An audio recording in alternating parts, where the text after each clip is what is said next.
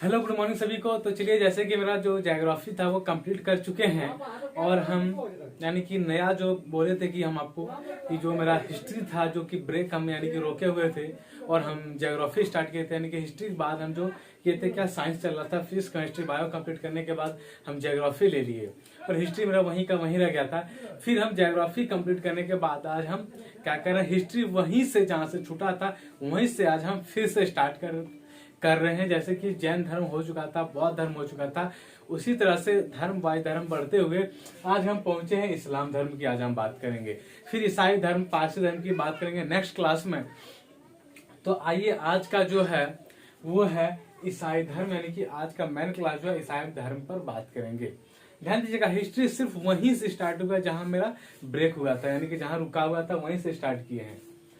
तो आइए, इस्लाम धर्म का पहला पॉइंट कौन सा आता है, यानी कि पहला पॉइंट क्या है उस पर बात करते हैं। तो पहला, इस्लाम धर्म के संस्थापक कौन थे? तो हजरत मोहम्मद साहब। बहुत ही इंपॉर्टेंट चीज है कि इस्लाम धर्म के संस्थापक कौन है? तो हजरत मोहम्मद साहब। बहुत ही इंपॉर्टेंट चीज है, ध्यान दीजिएगा। इस्लाम धर्म के संस्थापक हजरत मोहम्मद साहब। आइए नेक्स्ट पॉइंट बात करते हैं। हजरत मोहम्मद साहब का जन्म कब हुआ? तो 570 ईस्वी में। कहा? मक्का में प्रमुख कुरैश कबीले में हुआ था। कुरैश कबीले में, ध्यान दीजिएगा। हजरत मोहम्मद साहब का जन्म कब हुआ? तो 570 ईसा पूर्व में। क्या है? 570 ईसा पूर्व। और कहा हुआ है? तो मक्का में प्रमुख कुरैश कबीले में हुआ था। फिर नेक्स्ट पॉइंट की बात करते हैं। अगला पॉइंट क्या है इस्लाम धर्म का?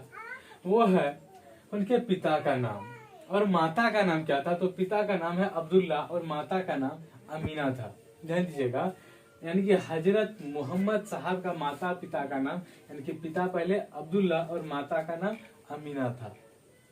3 पॉइंट अभी कंप्लीट किए हैं। सबसे पहला क्या था? इस्लाम धर्म के संस्थापक हजरत मोहम्मद साहब थे और हजरत मोहम्मद साहब का जन्म कब हुआ? तो 570 ईसा पूर्व में। कहाँ हुआ? तो मक्का में प्रमुख कुरैश कबीले में हुआ था।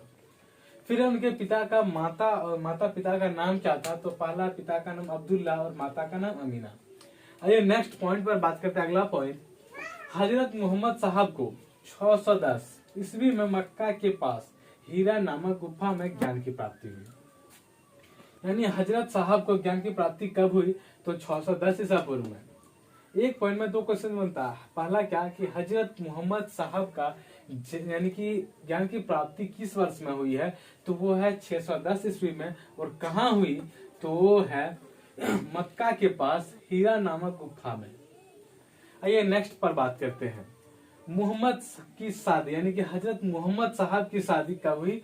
तो 25 वर्ष की अवस्था में हुई और पत्नी का जो नाम था क्या है? खदीजा। खदीजा नामक विधवा, यानी ये क्या थी? विधवा के साथ हुआ। पहला चीज क्या है कि हजरत मोहम्मद साहब की शादी कब हुई, कितने वर्ष की उम्र में हुई? तो वो है 25 ईयर्स, यानी कि 25 वर्ष की उम्र में हुई। और किसके साथ? तो खदीजा नामक एक विधवा के साथ हुआ। ये बात करते हैं मोहम्मद की पुत्री, यानी कि हजरत मोहम्मद साहब की पुत्री का नाम फातिमा और दामाद का नाम क्या था? तो अली है। क्या है? मोहम्मद हजरत मोहम्मद साहब की पुत्री का नाम फातिमा एवं दामाद का नाम अली है। आइए बात करते हैं नेक्स्ट पॉइंट की। कुरान इस्लाम धर्म का पवित्र ग्रंथ है। क्या है? कुरान जो है इस्लाम धर्म का सबसे पवित्र धर्म है, पवित्र ग्रंथ है। सॉरी, धर्म नहीं, ग्रंथ है। कुरान क्या है? इस्लाम धर्म का सबसे पवित्र ग्रंथ है और यह पवित्र ग्रंथ 114 अध्यायों में बांटी हुई है और इसमें 6360 पद्य हैं। ये भी आपका बहुत इंपॉर्टेंट पॉइंट है, ध्यान दीजिएगा। कुरान इस्लाम धर्म का पवित्र ग्रंथ है, पहला चीज। उसके बाद यह पवित्र ग्रंथ में कितने अध्याय हैं? तो ये 114 अध्याय में बटा हुआ है और इसमें कितने पद हैं? तो 6360 पद हैं। आइए, इस पार्ट का अंतिम पॉइंट जो है हजरत मोहम्मद साहब की मृत्यु कब हुई? तो 8 जून 632 ईस्वी को। मोहम्मद साहब की मृत्यु कब हुई? तो 8 जून 632 ईस्वी को। तो ये हमारा इस पार्ट का पॉइंट समाप्त होता है। अब आइए इस पार्ट की बात करते हैं। तो इस पार्ट में क्या है, मोहम्मद साहब की मृत्यु के बाद इस्लाम जो है सुन्नी तथा शिया नामक दो पंथों में यानी कि विभाजित हो गया, दो भाग में बंट गया इस्लाम धर्म। किसके मृत्यु के बाद, तो हजरत मोहम्मद साहब की मृत्यु के बाद जो है इस्लाम धर्म दो भागों में बंटा। कौन कौन भाग, तो पहला सुन्नी, दूसरा शिया। उसके बाद आते हैं सुन्नी, उन्हें कहते हैं जो सुन्ना में विश्वास करते हैं, और शिया उन्हें कहते हैं जो अली की शिक्षाओं में विश्वास करते हैं। पहला चीज क्या पॉइंट उठा कि मोहम्मद साहब की मृत्यु के बाद इस्लाम धर्म दो भागों में बटा, सुन्नी तथा शिया में। और सुन्नी किसे कहते हैं और शिया किसे कहते हैं, तो अभी तुरंत बात की हम कि सुन्नी उन्हें कहते हैं जो सुन्ना में विश्वास करते हैं, और शिया उन्हें कहते हैं जो अली की शिक्षाओं में विश्वास करते हैं। आइए नेक्स्ट पॉइंट की बात करते हैं। पैगंबर मोहम्मद साहब के उत्तराधिकारी खलीफा कहलाए, यानी कि पैगंबर मोहम्मद साहब के उत्तराधिकारी कौन हुए, तो खलीफा। फिर भारत में सर्वप्रथम इस्लाम का आगमन किसके जरिए हुआ, तो भारत में इस्लाम का आगमन जो हुआ अरबों के जरिए हुआ, यानी अरब देश के जरिए हुआ। तो ये भी इम्पोर्टेंट पॉइंट है कि भारत में सर्वप्रथम इस्लाम का आगमन अरबों के जरिए हुआ। ये हमारा इस्लाम धर्म का टॉपिक समाप्त होता है।